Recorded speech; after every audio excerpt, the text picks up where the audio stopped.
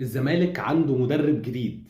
أخيرا نقدر نقول بنسبة 99% وفقا لتقارير صحفية كتير مدرب الزمالك الجديد هو البلجيكي الشاب يانيك فيريرا. ده تاني ملف ينهيه جون إدوارد المدير الرياضي الجديد للزمالك بعد ملف الملابس الرياضية والتعاقد مع شركة نايكي، وده أنا شايفه أداء جيد ومقبول، خصوصا فكرة إلى حد ما السرية وإن ما بقاش فيه لت وعجن كتير. طيب ايه المعلومات اللي نقدر نقولها عن فيريرا المدرب الجديد؟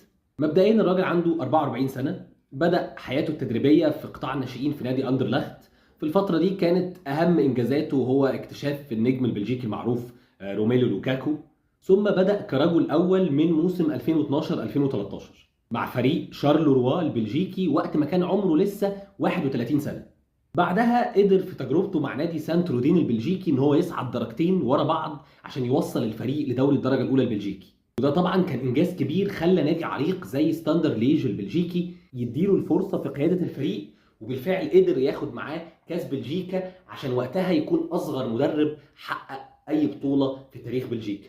من وقتها ولمده 8 سنين لغايه النهارده تولى مسؤوليه 6 فرق كلها في بلجيكا باستثناء تجربه في اومونيا نيقوسيا القبرصي، وتجربتين في السعوديه، تجربه اللي قبل الاخيره ليه وهي كانت مع نادي الرياض في موسم 2023 2024، والتجربه الاطول ليه اللي هي قعدت 3 سنين مع نادي الفتح السعودي، اللي كانت تجربه مميزه خصوصا في بداياتها وفقا لامكانيات وتطلعات نادي الفتح. على الورق خيار شاب مناسب لوضع النادي اللي المفروض بيبتدي مشروع جديد على اسس سليمه، وبالتالي كان مطلوب ان المدرب يكون سنه صغير املا انه يستمر معانا ويقود المشروع يعني بر الامان، ويكون فيه تطور حتى لو كان مش سريع ولكنه مستمر.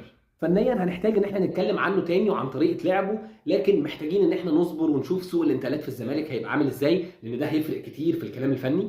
ولكن مبدئيا الرسم الخططي اللي الراجل بيشتغل بيه في معظم فترات تدريبه هو 4-2-3-1. فمستنيين الخطوه اللي جايه والصفقات، ولعله خير يا زمالك.